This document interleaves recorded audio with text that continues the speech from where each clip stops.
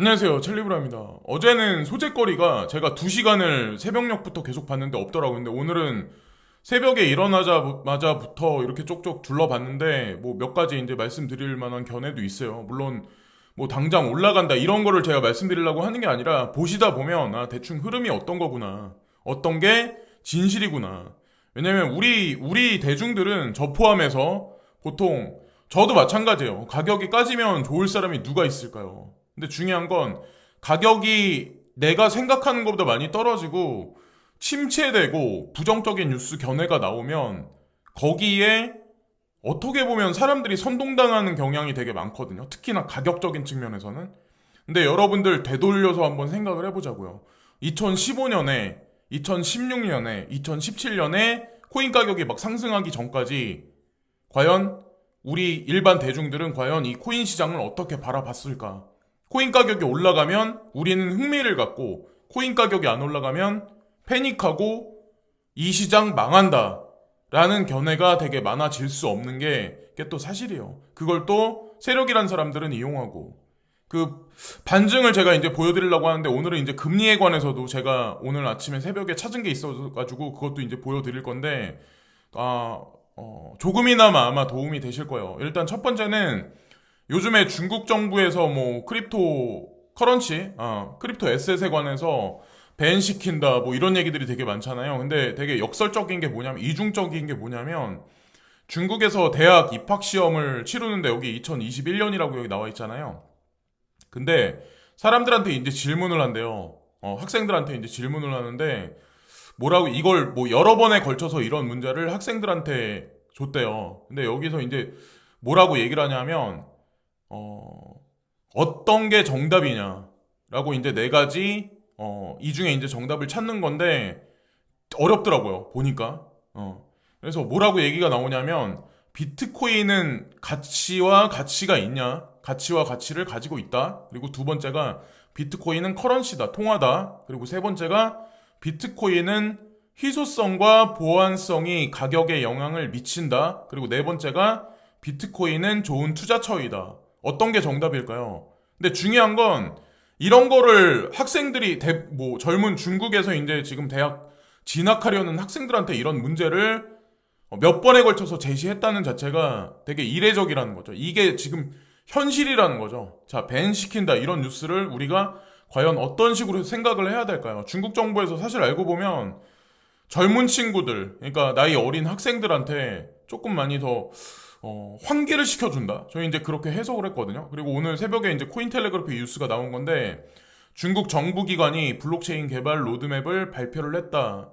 되게 이것도 아이러니한 게 뭐냐면 블록체인은 로드맵을 나오게 하고 그리고 확장시킨다. 정부에서 수용한다. 근데 토큰에 관해서 가상자산에 관해서는 밴시킨다. 사실 블록체인과 우리가 투자하고 있는 가상자산은 같은 거예요. 같은 선상에 있는 거예요. 그리고 중국 정부에서 이제 그 중국 전역에 이제 유동성을 공급하기로 한 CBDC 같은 경우도 마찬가지로 그게 뭐 알리페이라든가 위챗페이를 통해서 뭐 사람들한테 이제 유동성을 공급하기로 이제 계획이 지금 현재 돼 있고 파일럿 테스트를 진행 중이잖아요. 그것도 마찬가지 어, 성상에 있다고 이제 보시면 돼요. 그런 관점으로 이제 보시면 되고 갑자기 트럼프 대통령이 나오셔가지고 폭스 비즈니스에서 이제 인터뷰를 하시는데 이분이 이제 뭐라고 말씀하시냐면 이분이 이제 물어보시거든요. 비트코인에 관해서 주식시장에 관해서 이제 먼저는 이제 주식시장에 관해서 이제 물어보시니까 트럼프 대통령이 뭐라고 말씀하시냐면 주식시장에 자기는 본인은 이제 잠시 동안 투자를 안 할 거다. 한 발 물러날 거다. 이렇게 얘기를 하고 비트코인 같은 경우는 딱 여실하게 이거 스캠이다. 이거 사기다. 사기처럼 보인다. 그리고 나는 이걸 좋아하지 않는다. 근데 본인은 그 달러가 전 세계 기축 통화다.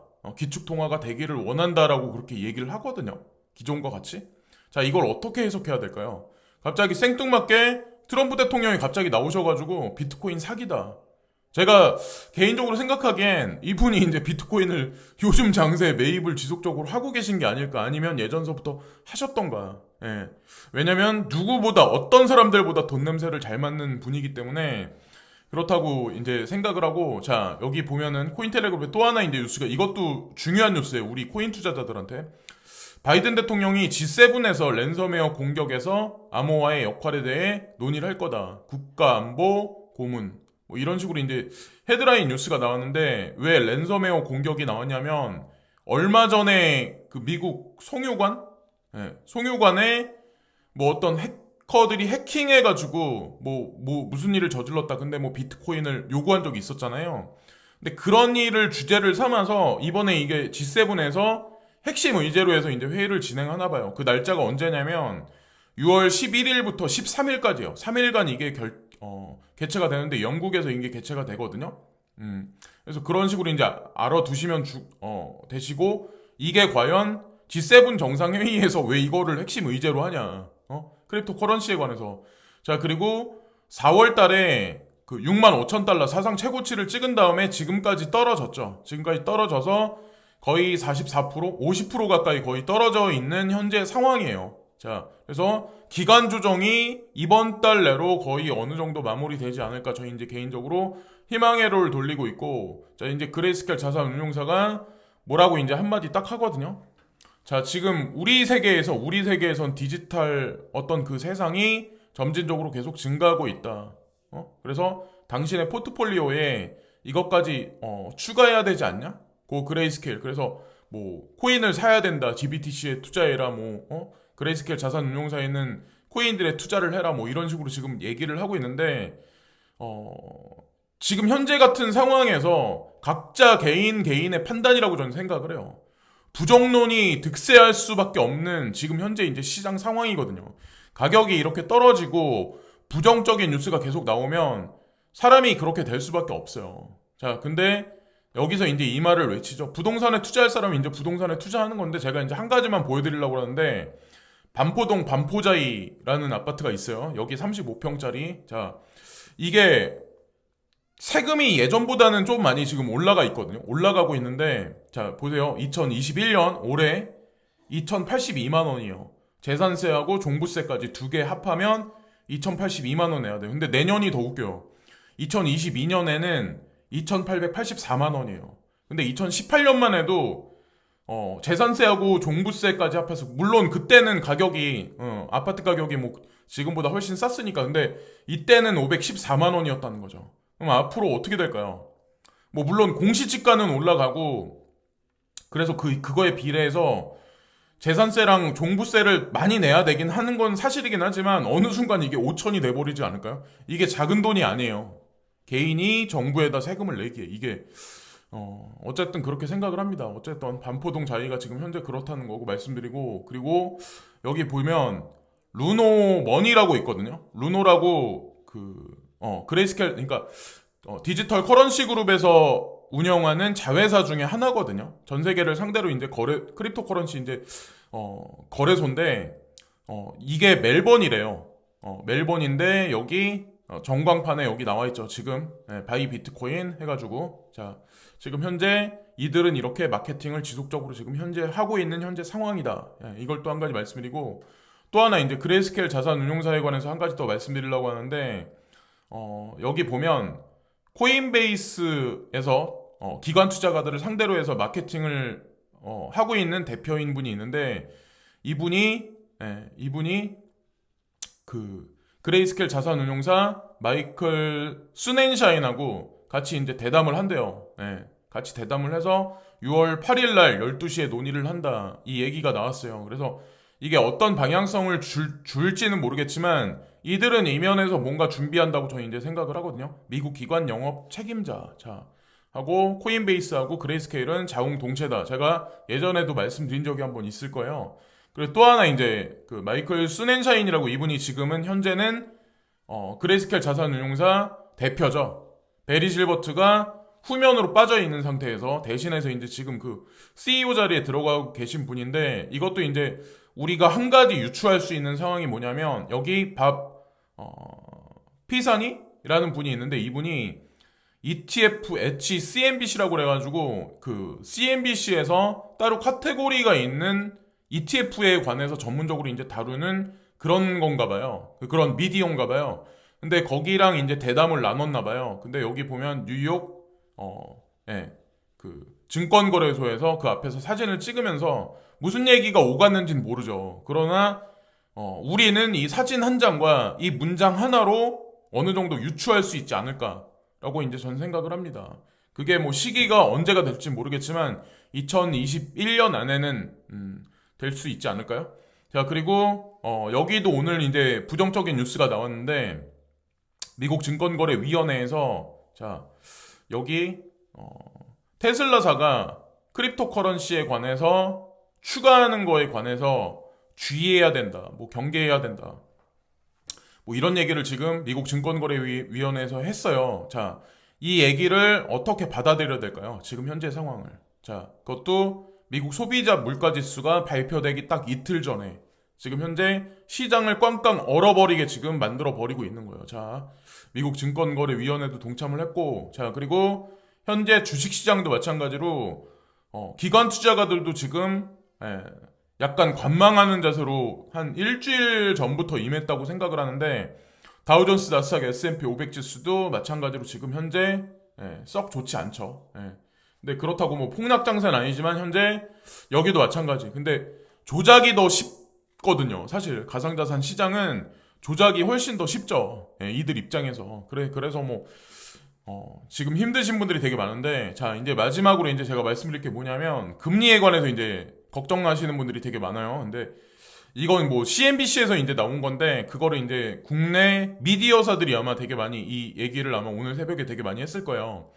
미국 연준이 연방준비은행이 테이퍼링 준비 작업을 초기 단계에 진입했다. 그리고 연말이나 연초에 시작 가능성이 있다. 연말이나 연초 당장이 아니라 CNBC에서 최대 리스크는 인플레 장기화. 자, 그리고 월스트리트 저널에서 원자재가 급등으로 인플레 공포가 밀어닥치고 있다. 그래서 테이퍼링은 되긴 되는데 연말이나 연초가 될 거다. 내년 연초. 자, 2022년에.